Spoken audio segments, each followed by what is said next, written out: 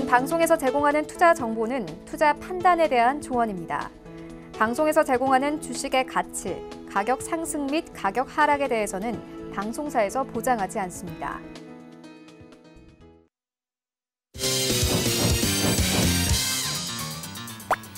네, 오늘의 주요 헤드라인 소식입니다. 한국은행에 따르면 7월 제조업 업황 BSI는 73으로 전월 대비 2포인트 감소하며 2개월 연속 하락했습니다. 전자, 영상, 통신 장비가 고가 스마트폰 수출과 IT 부품의 계절적 수요 증가로 4포인트 상승한 반면 자동차는 부품 수출 감소와 휴가철로 인한 영업일수 감소로 7포인트 내렸습니다. 한일 관계 악화로 일본 불매 운동이 확산되는 가운데 LCC에 이어 FSC도 일본 노선 줄이기에 나섰습니다. 일본 노선의 비중이 높았던 LCC 업계에서 먼저 항공편 중단 등 움직임에 나섰으며 대한항공과 아시아나항공 또한 오는 9월부터 일본 노선에 투입되는 항공편을 줄이겠다고 밝혔습니다. LG전자는 올해 2분기 영업이익이 6,523억 원으로 전년 동기 대비 15.4% 감소했다고 공시했습니다. 같은 기간 매출액은 15조 6,292억 원으로 4.1% 늘면서 분기 기준 역대 최고치를 기록했습니다. 특히 가전제품 해외 판매 호조로 H&A 사업본부의 영업이익이 전년 동기 대비 55.4% 증가했습니다.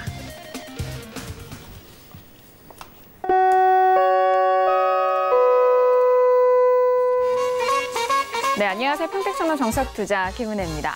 전일장, 양시장 모두 급락으로 보여졌던 어제 우리 시장에 이어서 오늘은 반등에 성공하면서 마무리가 됐습니다. 특히 외국인과 기관의 동반 매수 속에서 지수 상승을 견인한 상황인데요. 전일 4%대 급락을 맞았던 코스닥 지수는 반발 매수에 힘입어서 1% 넘는 반등으로 마무리가 됐습니다. 하지만 앞으로의 시장이 만만치가 않습니다. 이번 주 FOMC를 앞두고 있는 상황 속에서 오늘의 반등이 앞으로 지속적인 반등으로 이어갈지에 대한 우려가 깊기 때문인데요. 더불어서 여전히 시황적으로 산재한 이슈들이 남아있는 상황입니다. 하지만 그 안에 또렷한 상승 모멘텀이 계속해서 부재한 시장 분위기가 이어지고 있습니다. 자, 이렇게 오늘 화요일장이 모두 마무리가 됐는데요. 오늘도 정석투자와 함께 하시면서 오늘 시장에 대한 정리와 그리고 내일 시장에 대한 대응 전략까지도 꼼꼼하게 확인해 보시길 바라겠습니다. 그럼 오늘 시장 흐름 다시 한번 정리합니다. 시세 보시죠. 네, 오늘 코스피 지수는 전일 대비 0.45% 상승한 2038.68에 장을 마쳤습니다. 수급상 확인하시죠. 기관과 외국인의 동반 순매수, 반면 개인 홀로 순매도 이어갑니다. 코스피 시가총액 상위 종목 확인하시죠. 오늘은 삼성전자와 SK하이닉스 전기전자 업종의 반등이 이어졌습니다. 삼성전자는 오늘 1% 가까운 상승 속에서 46,550원에, SK하이닉스는 2% 넘는 상승으로 78,900원에 오늘장 마무리가 됐습니다. 계속해서 코스피 시가총액 상위 종목 확인하시죠. 현대모비스도 오늘 강보합권에서 24만 4천 원에 장을 마쳤고요. 하지만 셀트리온은 1%대 약세 흐름 속에서 17만 7천 원에 장을 마쳤습니다. 오늘 코스닥 지수는 전일 대비 1.11% 상승한 625.64에 장을 마쳤습니다. 수급상 확인하시죠. 기관과 외국인의 동반 순매수, 반면 개인 홀로 순매도 이어갑니다. 코스닥 시가총액 상위 종목 확인합니다. 셀트리온 헬스케어도 2%대 약세 흐름 속에서 48,400원에, 신라젠도 3% 넘는 하락으로 44,000원에 오늘장 마무리가 됐습니다. 계속해서 코스닥 시가총액 상위 종목 확인하시죠. 휴젤은 연일 상승세를 보여주면서 오늘도 강보합권에서 마무리가 됩니다. 37만 9천 원에 장을 마쳤고요. 하지만 SK머티리얼즈는 4%대 급락으로 17만 5,500원에 오늘장 마무리가 됐습니다. 네, 본격적으로 오늘 화요일장 정석투자 시작합니다. 오늘은요, 학과장 정은 대표님과 함께 이어갑니다. 학과장님 안녕하세요. 네, 안녕하세요. 네, 반갑습니다.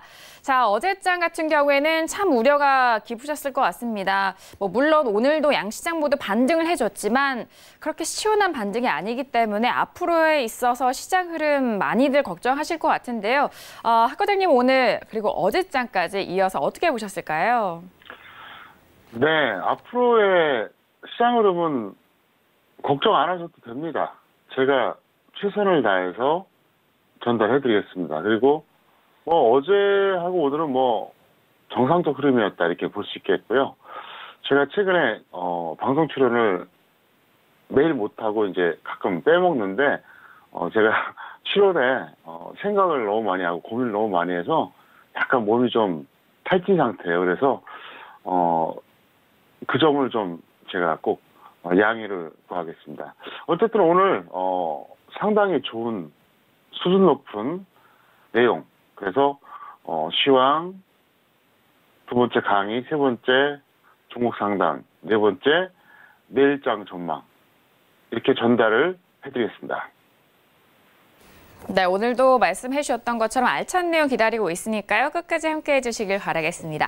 자, 그럼 오늘 첫 번째 코너로 바로 들어가 봅니다. 오늘 첫 번째 코너는 시황 분석론이 기다리고 있습니다. 자, 전일장 같은 경우에는 외국인이 수급이 이탈이 됐었던 상황 속에서 코스닥은 특히나 4%대 급락을 맞이했고요. 하지만 오늘장 같은 경우에는 양지수 모두 반등에 성공한 상황입니다.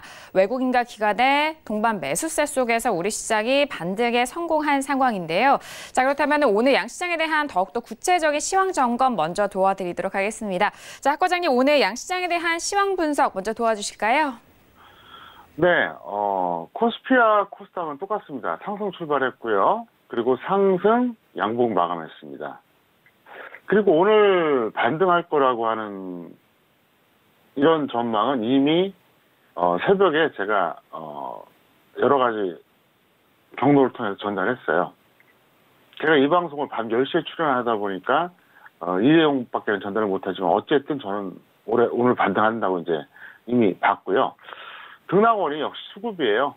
외국인 기관 프로그램 세 곳에서 매수가 났으니까 안 올라가는 게 이상한 거죠. 당연히 올라가는 거고요.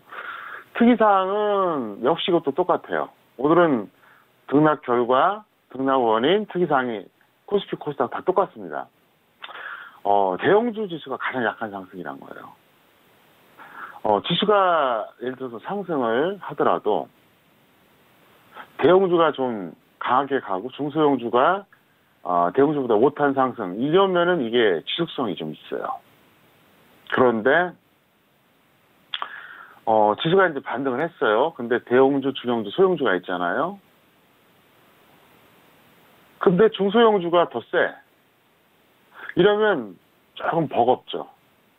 왜냐하면 궁극적으로 대형주가 가야지 지수가 계속 올라가거든요. 그래서 중소형주에 의한 반등은 한계가 있다는 거. 이것 때문에 제가 이제 오늘 특이사항을 꼽아봤습니다. 그래서 어쨌든 오늘 내용은 뭐 제가 간단하게 요약 정리한다 그러면 코스피나 코스닥이나 오늘 반등은 지극히 정상적 흐름이었다. 그리고 이미 여러 가지 루트를 통해서 오늘 새벽에 전달했어요. 오늘 반등할 거라고. 그리고 오늘 수급이 좋아서 올라갔다는 거. 근데 아쉽다면 대형주 지수가 중소형주 지수보다 상승은 했지만 좀 탄력이 떨어진다. 네, 이거를 제가 말씀드리겠고요. 그리고 차트를 보시면서 제가 설명드리겠습니다. 이게 코스피예요. 어제 장대음봉 나오고 오늘 반등이 나왔는데 뭐 그냥 상식적인 수준이에요. 오늘 코스닥도 마찬가지죠. 왜 그러냐면 제가 늘 말씀드린 거 있잖아요. 하락한다고 해서 매일같이 빠질 수는 없어요. 반대로 상승한다고 해서 매일같이 올라갈 수는 없어요. 하락하면서도 점점이 반등이 되고 상승하면서도 간헐적으로 조정을 받죠. 그게 지극히 정상이에요. 그래서 뭐 오늘 반등은 큰 흐름이 뭐 큰 의미가 없어요. 흐름이 아니라. 네. 그리고 이제 제가 또 아주 중요한 한 말씀 드리겠습니다. 이거는 개인 투자자, 주식 전문가 모두에게 제가 하고 싶은 얘기예요. 최근에 어제 오늘 코스피가 2000선 깨질 것이다. 언젠가는 1800선 깨진다. 이런 말을 많이 해요. 자칭 주식 전문가들이.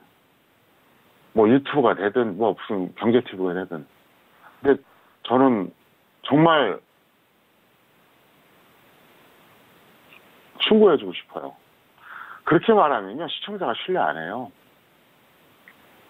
그리고 제가 처음에 주식 전문가 시작했을 때보다 시청자들 수준이 엄청 높아졌어요. 어제가 저점이 2025선이었고요. 어제가 2025선, 오늘이 저점이 2032선이었어요. 그런데 8월에 2000선 이탈할 가능성이 있다. 이거는 누구나 할 수 있는 얘기예요. 전문가가 아니에요. 일반인이라고요. 그리고 언젠가는 1800 깨질 가능성이 있다. 뭐 설마 제 걸 베끼진 않았겠지만, 그래서 전문가들한테 하고 싶은 얘기가 뭐냐면은, 그런 식으로 얘기하면요 시청자들이 신뢰를 안 해요. 그리고 개인 투자자들도 마찬가지예요. 그렇게 후행성으로 임박해서 얘기하는 사람은 신뢰하지 마세요. 왜? 전문가가 아니니까. 제가 이 주식 전문가 21년째 하고 있어요. 뭐 언젠간 그만두겠죠. 근데 정말로 저는 개인 투자자들한테 도움되는 전문가들이 많았으면 좋겠고, 또 전문가들도 어차피 방송 출연한다거나 뭔가 할 때 개인들한테 신뢰를 얻었으면 좋겠다는 거예요. 제 얘기가 그거예요. 아니 2025선, 어제 2025선이 저점이었잖아요. 근데 8월에 2000선 깨질지도 몰라요. 깨질 것 같았습니다. 그런 말 누가 못합니까? 누구나 다 생각할 수 있는 거예요. 예측을 하지 못하면 그거는 스페셜리스트가 아니라 제너럴이에요. 제너럴. 그냥 일반인이에요. 전문가가 아니라고요. 그리고 전문가는 개인들이 못하는 걸 해결해주고 개인들 대신 고뇌하라고 그 자리에 있는 거예요. 그 대접을 받는 거예요. 자, 그러면 제가 잠깐 차트로 설명드리겠습니다. 그러니까 저는 참 이런 거를 볼 때마다 참 답답한 게, 어제 오늘 막 그런 전망이 쏟아졌다는 얘기를 많이 들었어요. 어제 오늘. 그런데 8월 중에 2000선 깨질지도 모른다. 언젠가 1800 깨진다. 누구나 할 수 있는 얘기를 한 거예요. 자, 그럼 저는 어떻게 했었냐? 복귀시켜드리겠습니다. 저는 실패한 구간까지 다 얘기하겠습니다. 성공한 것만 얘기 안 해요. 2550선입니다. 정확하게. 네, 이쯤이에요. 2550선에서 저는 코스피 대세하락을 선언했어요. 아마 세계에서 유일할걸요? 전 세계에서. 우리나라는 말할 것도 없고 전 세계에서 2550선에서 코스피가 이제 대세 하락한다. 끝났다. 이렇게 얘기를 했어요. 그리고 이 방송을 1년 이상 보신 분들 아시죠? 작년 7월부터였습니다. 7월. 8월에도 강조했었고요. 9월에 반등할 때도 말을 바꾼 적이 없습니다. 뭐라 그랬냐? 그 당시 2300선 전후였습니다. 2300선 전후가 바닥이라고 증권사와 전문가들이 합창할 때 작년 7월입니다. 올해가 아니에요. 2000선 깨진다고 얘기했습니다. 이 방송을 1년 이상 보신 분들은 다 알아요. 그리고 거짓말도 못해요. 여러분들, 제가 지금 드린 말씀이 사실인지 거짓인지 보세요. 유튜브 접속하셔갖고요. 서울경제TV, 평택촌놈 정석투자, 뭐 2018, 뭐 07, 앞에가 7월이니까 07이 되겠죠? 그냥 간단해. 유튜브 여러분들이 접속하신 다음에 작년 거 한번 보세요. 유튜브 접속하셔갖고 평택촌놈 정석투자 2018, 작년이니까 2018이죠. 그냥 07 하면서 뭐 그 다음에 쫙 날짜가 있겠죠. 내가 한두 번 얘기한 게 아니에요. 증거가 다 있어요. 저는 작년 7월에 얘기했어요. 2000 깨진다고. 물론 다 저처럼 할 수는 없겠죠. 하지만 그런 노력이 필요하다는 거예요. 전 왜 이렇게 하는지 아십니까? 두 가지 읽었어요. 두 가지. 첫 번째, 개인들한테 진짜 도움 주기 위해서. 예측해서 적정할 때가 진짜 도움 주는 거죠. 두 번째, 자존심이 강해서 그래요.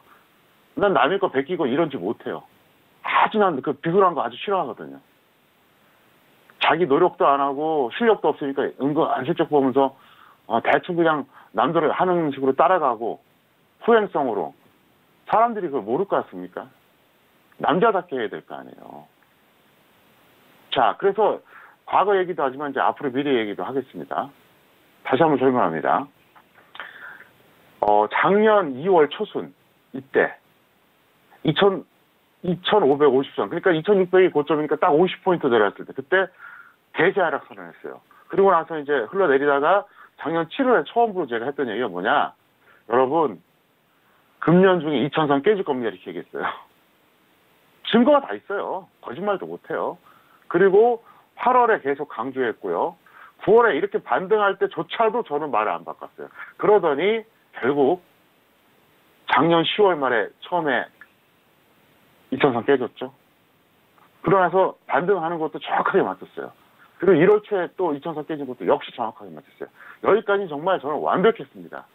다 예측이에요. 그리고 더 놀라운 얘기 해드릴까요? 작년 10월 13일입니다. 강남에서 제가 강연했었잖아요. 작년 10월 13일. 그때 뭐라 그랬냐?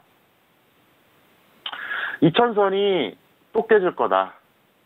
2000선은 결국 깨진다. 그러니까 작년 10월 말에 2000선이 처음으로 깨졌는데 10월 13일이니까 한 이쯤 되겠죠? 이쯤. 예, 바로 이 시점. 그러니까 작년 10월 13일에 제가 뭐라고 이제 강연할 때 얘기했었냐면 2000선은 반드시 깨진다. 그래서 10월 하순에 깨진 거예요. 거의 10월 말에. 총 깨졌잖아요. 그때 했던 얘기가 뭐냐. 언젠가는 1500도 깨지게 될 겁니다. 그 얘기를 했습니다. 엄청나게 빨리 얘기했어요. 그리고 나서 올해 여기서는 저도 실수를 했어요. 실수라고 표현하기 좀 약간 억울하지만 골탕을 좀 먹었어요. 제 생각보다 너무 과매수가 나온 거예요. 좀 비정상이거든요. 그리고 제가 그 당시에도 얘기했잖아요. 이거 비정상이라고 두고 보라고. 반드시 물정 올 거라고. 그런데 결국 흘러내리잖아요. 그래서 여기까지 떨어지는 거 맞추고 다시 또 반등할 거라고 얘기했습니다. 5월 말에 분명히 얘기했어요. 역시 5월 말 방송 또 보세요. 검색하셨죠, 여러분들이. 올해 5월 29일 방송을 보시라고요. 반등할 거라고 분명히 얘기했습니다. 예측했죠. 그리고 7월 초에 이제 끝났다고도 얘기했어요. 그리고 여기까지 온 거예요. 그래서 그 얘기 해드릴게요.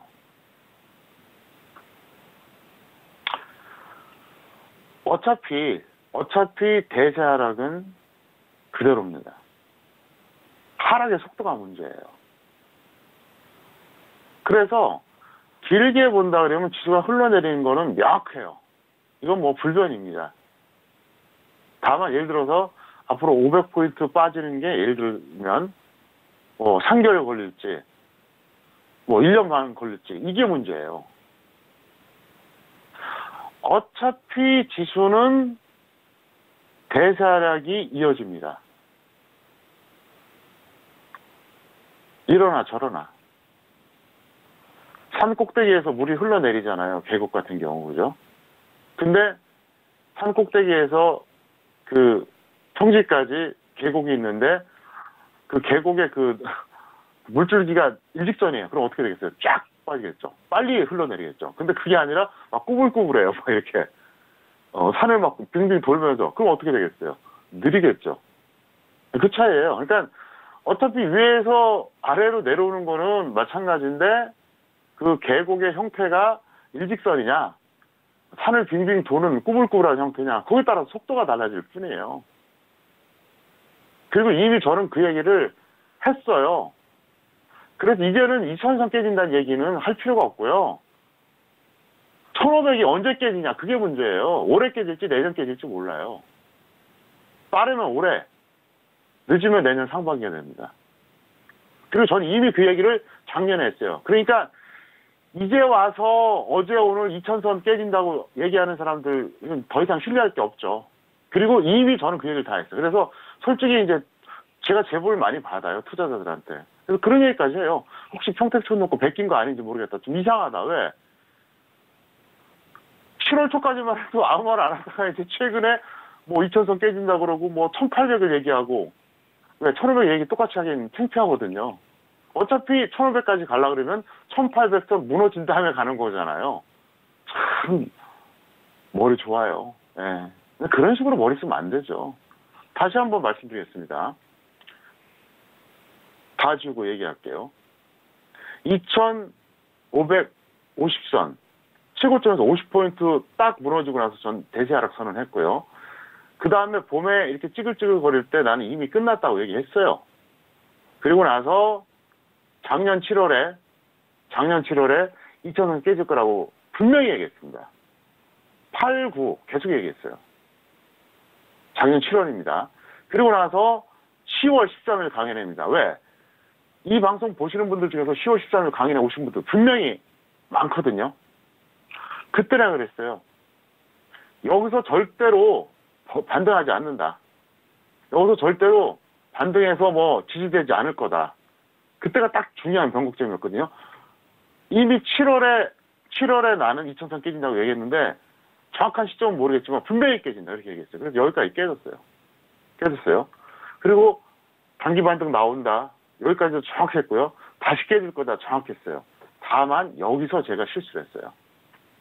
제가 이제 뭐 나쁘게 말하면 고집을 부린 거고 좋게 말하면은 시장이 이상한 거죠. 뭐 저는 시장이 이상했다고 생각해요. 제 분석은 문제가 없다고 생각해요. 저는 정상적인 흐름에서는 거의 안 틀려요. 이제 그 정도 경지까지 올라왔어요. 근데 시장이 비정상인 점은 나도 몰라요. 비정상은 뭐냐? 왜곡 또는 변수거든요. 그걸 어떻게 맞춥니까? 왜곡은 조작하는 거예요. 일부러 올리거나 일부러 내리는 게 왜곡입니다. 변수는 호재 낙제가 뻥 터지는 거예요. 그건 저도 못해요. 평생의 숙제예요. 그러고 나서 여기서 분명히 제가 쌍고점 가능성이 있다고 괜히 계속 얘기했습니다. 그러고 나서 어떻게 됐어요? 밀렸죠? 5월 말에 자 이제 반등 나올 겁니다. 더 이상 안 빠진다. 올라왔어요. 7월 초에 끝났다고 얘기했고 그리고 나서 제가 바로 이 구간이었죠. 이때 뭐라 그랬죠? 여러분 기억하십니까? 바로 지난주였습니다. 작년 고점 2600선 다시 갈 가능성은 1%도 될까 말까다. 그 다음에 올해 고점 2250선 다시 갈 가능성은 10% 미만이다. 이렇게 분명히 얘기했어요. 맞죠? 그래서 지금 제가 과거도 복귀하고 이제 미래 전망해 드린다 그러면 다시 한번 얘기할게요. 2000선은 어차피 깨지는 거는 기정사실이에요. 시간 문제예요.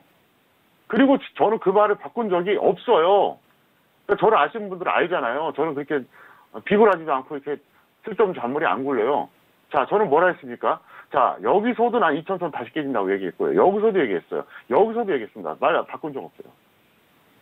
비록 지금은 비정상으로 반등 나올지 모르겠지만 결국 깨진다고 얘기했어요. 흘러내리고 있잖아요. 근데 결국 깨져요. 그리고 작년 10월 13일에 이미 다 얘기했어요. 작년 10월입니다. 올해가 아니에요. 2018년 10월 13일에 뭐라고 얘기했었냐. 언젠가는 1500이 반드시 깨진다. 그러니까 지금 시점에서 본다 그러면 그게 올해 하반기냐 내년 상반기냐 그것밖에 안 남았어요. 굉장한 힌트예요. 그리고 여러분들이 예를 들어서 뭐 이 시점에서 뭐 여기저기서 2000선 깨진다 그러면 진짜 그거는 가짜는 거죠. 그리고 이제 와서 뭐 1800이 깨진다 이건 아니죠. 그 다음에 또 하나 팁 드릴게요. 중요하기 때문에 제가 길게 하는 거예요. 자, 작년 10월 말에 한번 깨졌어요. 2000선. 또 1월 초에 또 깨졌어요. 작년 10월가 올해 1월. 10월 말가 1월 초죠. 그리고 나서 이제 언젠가 또 깨질 겁니다. 언젠가는. 여기서 깨져요. 그럼 또 두고 보세요.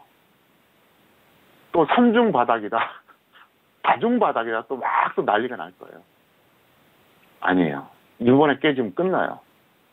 지난번에는 빠져나오기 반등이 나온 거죠. 그러니까 이 구간에서 여기서 제대로 못 빠져나온 거예요. 외국인이나 기관이나 여기서 폭락할 때. 네, 못 빠져나온 거예요. 그래서 두 번째 2000선 깨졌을 때 여기서 빠져나오기 작업을 한 거죠. 쉽게 말하면. 근데 이번에 여기서 또 깨지잖아요. 그러면 이런 반등이 어렵다고 봐야 돼요. 이 정도 반등도 어렵고요. 이런 반등은 더더욱 어려워요. 기대하지 마세요. 아시겠어요? 그러니까 이거예요. 작년 10월 말에 이제 2000선 처음 깨졌어요. 그리고 나서 여기서 한번 살짝 반등 나왔었잖아요. 요거는 크게 안 몰린 외국인이나 기관 펀드들이 살짝 해먹고 빠져나간 거예요. 그리고 나서 또 1월 초에 또 밀렸잖아요. 여기서 뭐냐? 그동안 제대로 물렸던 외국인 기관들 빠져나오기 위해서 올린 거예요.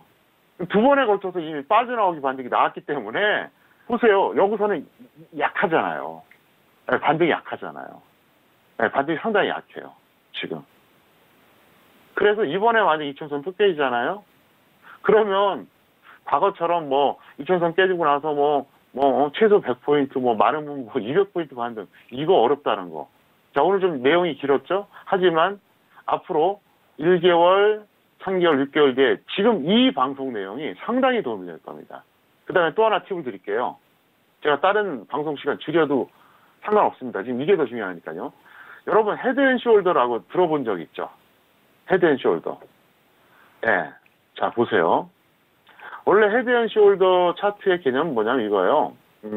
이게 숄더고요. 이게 헤드입니다. 그리고 이게 또 숄더예요. 이런 형태가 바로 헤드앤숄더입니다.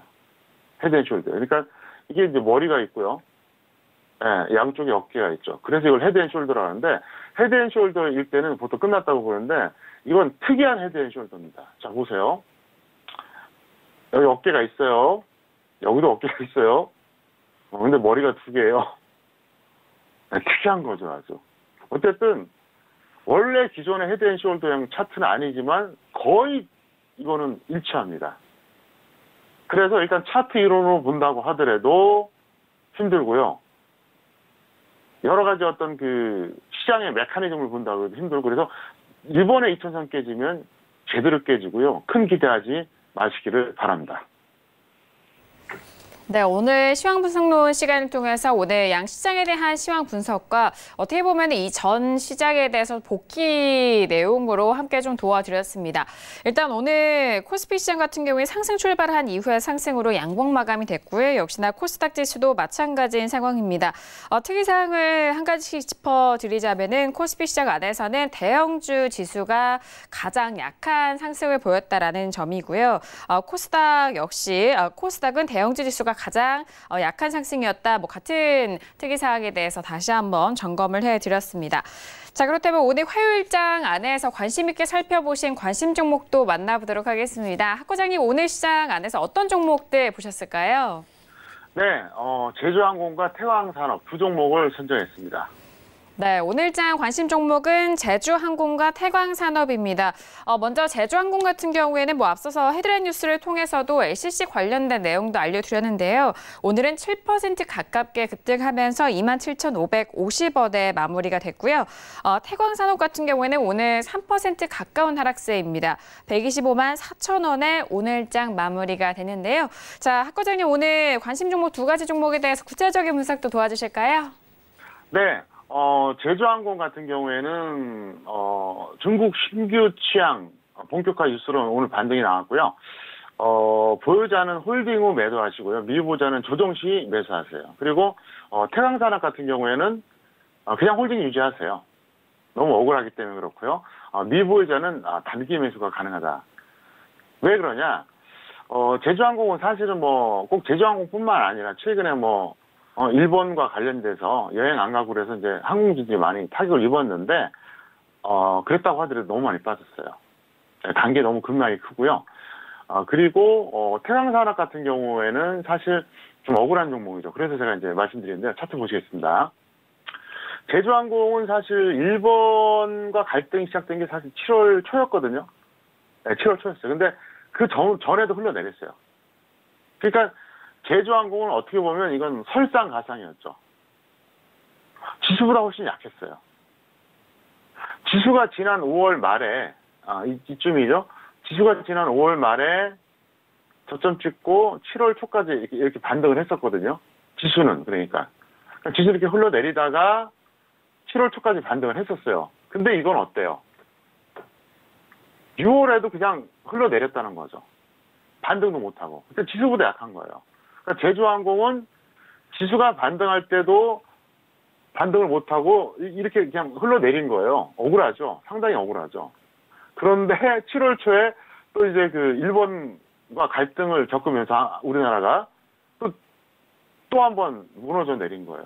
그러니까 설상가상이에요. 엎친 데 덮친 거죠.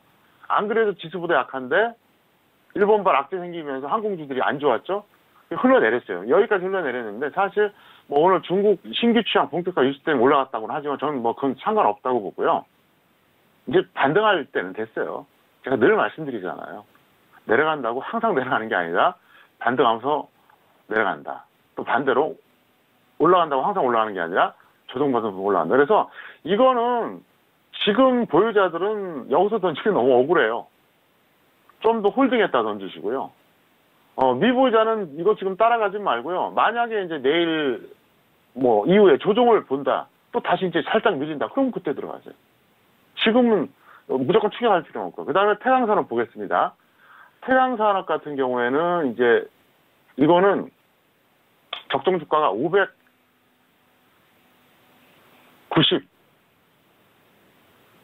원이에요. 적정 주가가. 엄청나죠. 거의 600만 원이에요.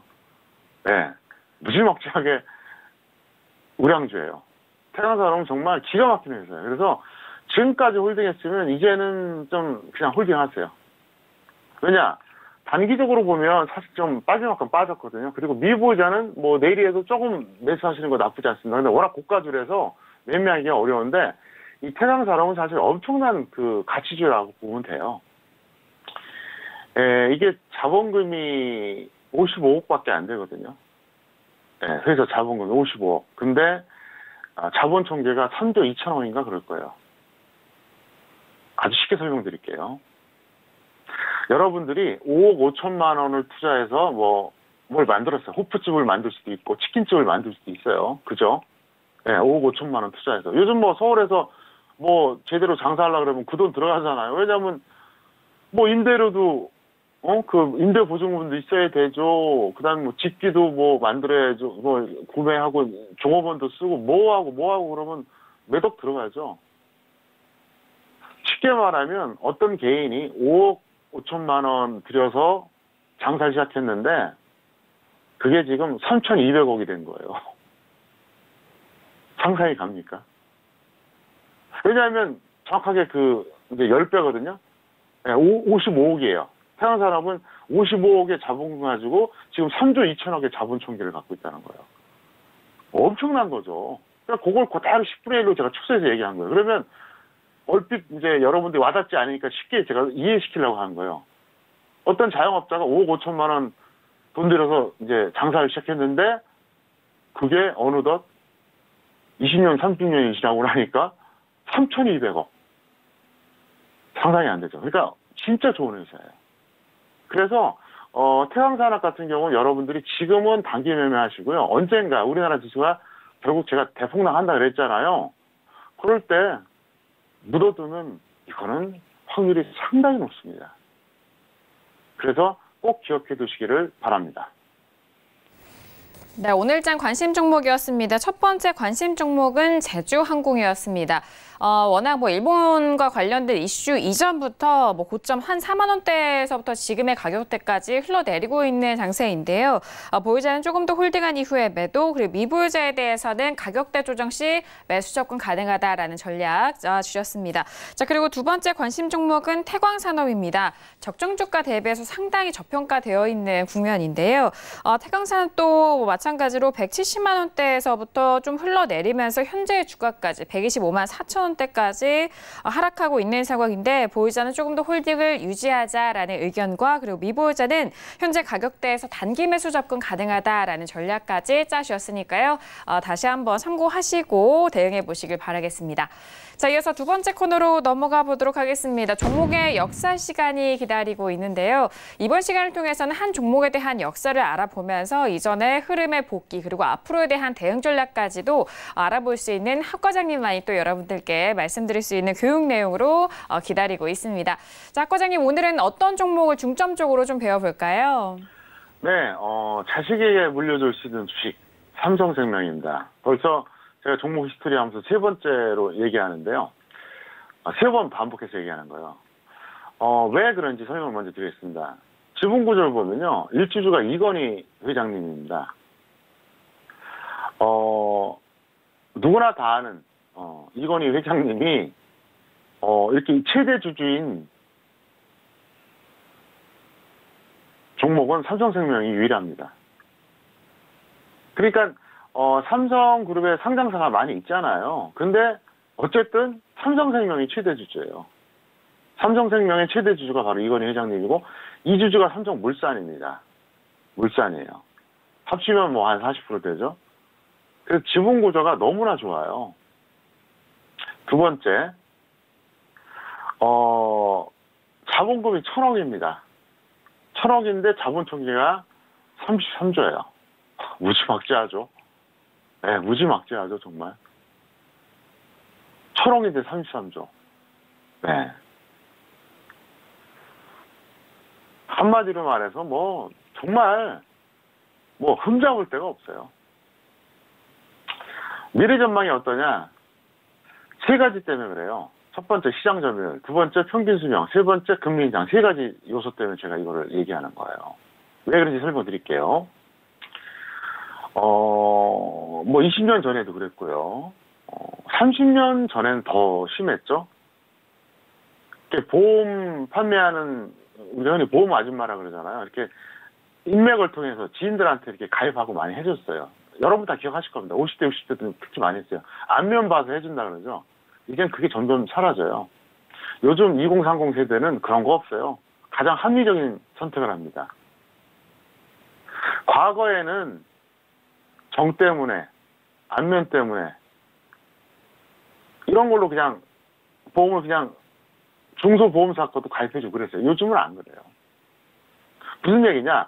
삼성생명의 시장 점유율은 안 그래도 지금 절반이 넘는데 더 높아질 가능성이 높아요. 왜? 우리나라에서 제일 안전한 보험사잖아요. 보험사 핵심이 뭔지 아시죠? 보험사가 파산하면 안 돼요. 어디라고 딱 집어 말할 수는 없지만 조그만 그 군소보험사들은 아무래도 사람들이 좀 불안해하거든요. 과연 내가 보험금 제대로 받을 수 있을까? 이런 어떤 불안감이 있어요, 솔직히. 삼성생명은 안 그렇죠. 두 번째, 옛날에는 한 60 초중반까지 일하다가 70대 초중반에 사망했죠. 지금은 어때요? 80은 기본이고 웬만하면 90까지 살아요. 그러니까 옛날에는 보험을 보험료 내는 기간이 요만큼이면 사망은 조금 더 있다가 했어요. 근데 지금은 보험료 내는 기간이 요만큼이면 사망은 이만큼 한참 뒤에요. 그만큼 공백기가 생기죠. 사실 어떤 그 사고가 나거나 어떤 죽을 병에 걸리지 않으면 오래 살잖아요. 세 번째, 앞으로 어떤 경우도 금리 인상이 돼요. 우리나라 경제가 앞으로 한번 다운됩니다. 다운되는데 다운되면은 금리 인상이 될 수밖에 없어요. 왜 그러냐? 수요가 늘어나거든요. 돈을 빌리려고 하는 수요가 늘어나거든요. 우리나라가 현재 여기서 한일 갈등 문제도 있지만 어쨌든 제가 그 얘기 다 하자면 뭐 1시간도 넘게 걸리는데 지금 우리나라는 현재 경제와 안보 측면에서 굉장히 좀 안 좋아지고 있거든요. 안보는 일단 제껴놓고 경제 측면만 하더라도 이미 지금 일본의 시나리오들이 움직이고 있어요. 거기다가 언젠가 우리나라 통일되잖아요. 미치는 거죠. 저도 통일되기를 원해요. 근데 경제적 관점에서는 경제 안 좋아지는 데다 통일까지 되면 그 비용 어떻게 감당하나. 그랬을 때 걱정할 게 없다는 거죠. 그리고 또 하나 이제 획기적인 팁을 하나 드린다 그러면 작년이었습니다. 작년에 제가 서울경제TV 샘플러스 무료 방송 때 뭐라고 얘기했냐. 삼성생명은 그냥 단기 매매만 하세요 그랬어요. 단기 매매. 왜? 아직도 계속 빠질 거다. 차트 보시겠습니다. 삼성생명은 제가 이제 굉장히 좋게 보는 회사인데 이때쯤이었을 겁니다. 아마 연말쯤 됐을 거예요, 아마. 그때 제가 뭐라 그랬냐면 지금은 단기 매매만 해라. 더 빠질 거다. 8만 원 다시 깨질 거다. 그리고 계속 빠진다. 다만 반드시 기억해 두라고 그랬어요. 조금 전에 제가 얘기했던 태광산업. 이건 뭐 거래가 별로 안 되니까 매매하기 좀 어렵겠죠? 그럼 뭐 적당히 들어가는 거고 삼성생명은 많이 들어갈 수 있어요. 지금은 아니에요. 제가 언젠가 여러분 뭐 그냥 한 3종목 잡는데 그중에 삼성생명 가장 많이 들어가시던가 아니면 그냥 다 들어가세요. 그냥 특정물 몰빵하세요. 이럴 때가 올 겁니다. 해도 돼요. 지금은 아니란 겁니다. 삼성생명이 저는 1순위라고 봐요. 1순위. 기억해 두세요. 제가 가장 좋아합니다. 가장 신뢰하는 회사예요. 그리고 제가 이제 공개적으로 밝힌 거 말고도 여러 가지 이유가 또 있어요. 방송에서 할 말이 있고 안 할 말이 있잖아요. 그죠? 그래서 어쨌든 잘 참고하시기를 바랍니다. 네, 오늘 2교시 종목의 역사 시간을 통해서 알아본 종목은요. 삼성생명에 대해서 다시 한번 말씀을 해드렸습니다. 자식에게 물려줄 수 있는 주식 삼성생명이라는 이런 타이틀로 여러분들에게 이 종목에 대해서 다시 한번 좀 짚어드렸으니까요. 관심 있으신 분들 참고해 주시길 바라겠습니다. 자, 지금 시각은 10시 36분 지나가고 있습니다. 오늘 뉴욕 증시가 개장이 됐습니다. 오늘 화요일장은 3대 지수 모두 하락 출발이 됐는데요. 가장 주요로 지금 뉴스가 나오고 있는 상황은 트럼프 대통령의 트위터가 지금 집중이 되고 있습니다. 먼저 월요일에 중국으로 떠난 미 협상단에 대한 내용과 더불어서 미중 무역 협상에 대한 내용인데요. 일단 중국 쪽에서 약속했었던 농산물을 사지 않고 있다라는 그런 부분을 지적하면서 약간 트위터 안에서의 좀 공격을 일어나고 있는 상황입니다. 자, 그런 상황 속에서 협상이 좀 매끄럽게 이어지지 못할 것이다라는 우려감이 낳고 있는 상황인데요. 3대 지수 모두 하락 출발이 됐고 더불어서 이제 FOMC가 좀 기다리고 있습니다. FOMC에 대한 관망세와 더불어 그리고 오늘은 장 후반에 애플의 실적 발표도 예정되어 있는데요. 이런 다양한 시황 안에서 3대 지수 모두 하락 출발이 됐다라는 점 참고해 주시길 바라겠습니다. 자, 이어서 선생님 질문 있어요 시간으로 넘어가 보도록 하겠습니다. 오늘도 다양한 질문들 많이 접수해 주셨고요. 첫 번째 질문부터 확인해 보도록 할게요. 첫 번째 질문은 끝자리 0877님의 질문입니다. 포비스 TNC를 1,785원에 비중은 20% 질문 주셨는데요. 자, 오늘장의 포비스 TNC 종가 먼저 확인하시죠. 자, 오늘 같은 경우에는요, 오늘은 3% 넘게 상승했습니다. 1,345원에 마무리가 되면서, 하지만 매수가 대비해서 손실 구간인데요. 학 과장님은 어떻게 보실까요? 네, 뭐 길게 설명할 이유가 없어요. 비약점이고요. 결과를 떠나서 객관적으로 추정했습니다. 일시적으로 추가 매수한 다음에 본전에 매도하던가 손절하던가 하시기를 바랍니다. 네, 포비스 TNC에 대한 진단이었습니다. 학점은 현재 구간에서의 아직 말씀은 안 주셨, D학점으로 확인됐고요. 현재 가격대에서 일시적으로 추가 매수한 이후에 본전 매도 또는 손절에 대해서 기준 있게 대응하셔라라는 진단까지 참고해 주시길 바라겠습니다. 자, 이어서 다음 질문도 이어가 볼게요. 끝자리 9462님의 질문이고요. 신한지주를 44,250원에 비중은 10% 질문 주셨습니다. 자, 오늘장의 신한지주 종가 확인하시죠. 자, 오늘 같은 경우에는 오늘은 약보합 마감이고요. 43,800원에 마무리가 됐습니다. 이 종목도 현재 손실 구간이신데요. 학 과장님 어떻게 보실까요? 네, 이 정도면 잘한 매수고요. 단기로만 대응하세요. 마이너스 5% 또는 플러스 10% 이렇게 해서 정리해 주시길 바랍니다. 네, 신한지주에 대한 진단이었습니다. 현재 손실 구간이신데요. 학점은 B학점으로 확인이 됐고요. 손절은 마이너스 5% 그리고 반등해서 수익에 대한 부분은 목표가 10%에 대한 전략까지 확인해 주시길 바라겠습니다. 자, 이어서 다음 질문도 이어가 봅니다. 끝자리 5438님의 질문이고요. 오뚜기를 71만 1,000원에 비중은 50% 질문 주셨습니다. 오뚜기 오늘장의 종가 확인해 볼까요? 자, 오늘 오뚜기 같은 경우에는 약보합 마감입니다. 64만 7,000원에 마감이 되면서 지금은 손실 구간이 좀 계속 커지고 있는 상황인데요. 학 과장님은 오뚜기 어떻게 보실까요? 네, 이분은 걱정돼서 반등 기다려야 할까요? 이렇게 물어봤거든요. 반등할 수는 있을 것 같습니다. 다만 지수보다 약한 종목을 무작정 홀딩한 게 이게 실수였어요. 좀 전에 말씀드렸던 제주항공하고 비슷합니다. 지수보다 약한 종목이에요. 그래서 일시적으로 추가 매수한 다음에 본전에 매도하던가 손절 처리하시기를 바랍니다. 네, 오뚜기에 대한 진단이었습니다. 현재 손실 구간이신데요. 학점은 C학점이고요. 현재 가격대에서 일시적으로 추가 매수한 이후에 본전 매도 또는 손절에 대해서도 복구 이후에 대응해라라는 말씀까지 확인해 주시길 바라겠습니다. 자, 이어서 다음 질문도 이어가 볼게요. 끝자리 8966님의 질문이고요. 삼양식품을 8만 원에 비중은 20% 질문 주셨습니다. 자, 오늘장의 삼양식품 종가 확인해 볼까요? 자, 오늘은 삼양식품은 오늘 보합권 마무리네요. 63,500원에 마무리가 되면서 지금 매수가는 8만 원대인데 6만 원대 초반입니다. 꽤 손실이 크신데요. 학 과장님은 어떻게 보실까요? 네, D학점입니다. 시황을 전혀 고려하지 않고 추격 매수했다고 판단이 들고요. 일시적으로 추가한 다음에 뭐 본전되면 다행이고 아니면 어떤 기준을 정해서 손절하셔야 될 것 같습니다. 차트 잠깐 보시겠습니다. 이분이 매수하신 가격대가 어쨌든 여기에요. 뭐 여기일 수도 있겠죠.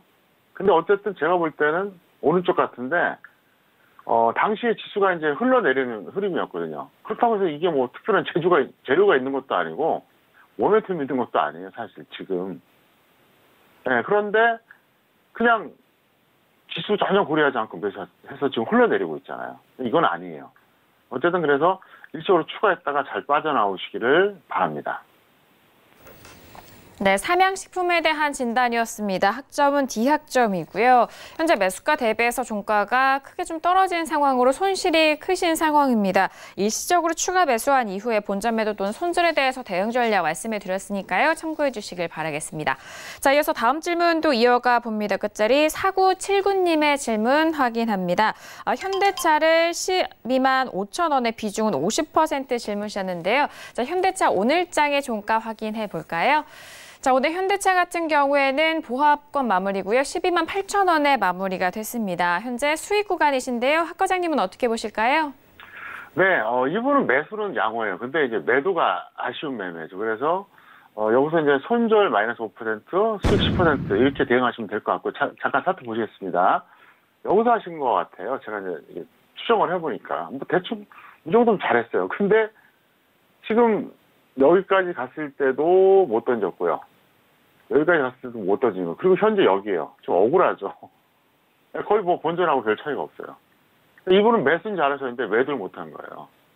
그래서 그런 말이 있잖아요. 매수를 잘하면 초단, 매도를 잘하면 구단이라 그러잖아요. 그래서 이게 매도가 더 중요한 거거든요. 최종적으로 이제 정리하는 거니까. 근데 좀 아까워요. 역시 이분도 마찬가지. 시향을 좀 고려했으면 계속 홀딩하진 않았을 텐데. 그래서 어쨌든 지금은 단기로 대응하시기를 바랍니다. 네, 현대차에 대한 진단이었습니다. 학점은 C학점이고요. 손절 마이너스 5%, 수익에 대해서는 10% 매도 전략까지 참고해 주시길 바라겠습니다. 자, 오늘도 선생님 질문 있어요 시간을 통해서 다양한 질문들에 대한 상담 도와드렸습니다. 말씀드린 내용에 대해서는 투자 판단에 대한 조언이고요. 해당 상품의 가치와 수익률을 보장하지 않는다는 점 다시 한번 유의해 주시길 바라겠습니다. 자, 앞서서 뉴욕 증시는 3대 지수 모두 하락 출발이 됐고 오늘은 우리 시장은 반등을 한 상황입니다. 그렇다면 수요일인 내일장에 대한 전망도 이야기 나눠볼게요. 자, 학 과장님 내일 우리 시장 어떻게 전망하실까요? 네, 월요일은 급락했고요. 화요일은 지수적 반등, 오늘이죠. 그러니까 수요일은 장중의 판단. 왜 이렇게 해놨냐? 제가 좀 전에 말씀드렸다시피 거시적인 취향은 어차피 흘러내리는 건 마찬가지인데, 그건 뭐 변함이 없어요. 근데 단기가 문제거든요. 무슨 얘기냐? 수요일은 장중의 판단인데, 사실 제가 볼 때는 그래요. 어차피 내일은 하락 망할 가능성이 높아요. 시가가 뭐 폭락하지 않는 한 음봉 가능성도 높고요. 그래서 특별한 일이 없으면 일단 내일은 지수가 하락할 가능성이 높고요. 그 다음에 양봉보다 음봉 가능성이 높아요. 예를 들어서 뭐 엄청나게 개파락해서 출발하면 뭐 양봉 나올 수도 있겠죠. 어쨌든 양봉이든 음봉이든 상관없이 일단 하락 가능성이 높은데 왜 장중에 판단 이렇게 제가 해놨냐면 어떤 변수가 발생할지 몰라서 그래요. 그래서 쉽게 말씀드리면 비정상만 아니면 내일도 사실은 흘러내릴 겁니다. 다만 장중의 판단은 뭐냐? 혹시라도. 그리고 이제 제가 이제 그 말씀을 드리겠습니다. 요즘은 시도를 안 했는데 이제 서울경제TV 보면 샘플러스라고 있어요. 네, 그 서울경제TV의 그 안에 있는 그 사이트가 있는데 샘플러스. 거기서 이제 얼마든지 제가 이제 인터넷 방송으로 장중에 무료 방송을 가끔 해드리려고 해요. 어떤 식으로 하느냐. 매일 할 수는 없고, 중요할 때 열어놨다가 하루나 이틀 전에 예고를 하겠죠. 그래서 결정적일 때 제가 뭔가 뭐 음성 전달은 안 되더라도 채팅이라도 전달해 드리려고 합니다. 왜 그러냐. 여러분, 제가 밤 10시에 아무리 좋은 얘기하면 뭐예요? 장중에 대응을 못 하잖아요. 이미 장 마감 다 됐는데요. 실전은 장중에 제가 얘기를 해야지 영향을 주거든요. 그래서 어쨌든 서울경제TV랑 협의해서 제가 웬만하면 제가 꼭 한번 그렇게 해드리겠고요. 어쨌든 오늘 제가 9시 57분에 시작해서 10시 47분에 끝내기로 했기 때문에 제 얘기는 여기까지만 전달하겠습니다. 네, 일단 월요일장에 대한 급락과 그리고 오늘장에 대한 반등 그리고 수요일장에 대한 부분은 장중에 판단할 수 있다라는 그런 전망을 해주셨습니다. 자, 그리고 오늘 시장 안에서 오늘 방송 시간 안에서 여러분들에게 또 도움이 될 만한 이야기 많이 해주셨으니까요. 다시 한번 참고해 주시길 바라겠습니다. 자, 그렇다면 오늘 함께해 주신 학 과장님과는 여기서 인사 나누도록 하겠습니다. 오늘 말씀 감사합니다. 네, 감사합니다. 네, 오늘 저희가 준비한 소식과 내용은 여기까지입니다. 저희 정석투자 방송은요, 서울경제TV 홈페이지를 통해서도 다시 확인할 수가 있으니까요. 많은 활용해 주시길 바라겠습니다. 그럼 저희는 내일 이 시간에 다시 돌아오도록 하겠습니다. 함께해 주신 여러분 오늘도 고맙습니다.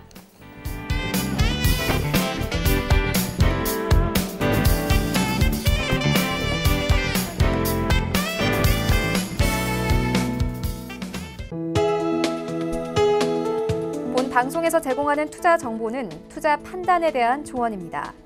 방송에서 제공하는 주식의 가치, 가격 상승 및 가격 하락에 대해서는 방송사에서 보장하지 않습니다.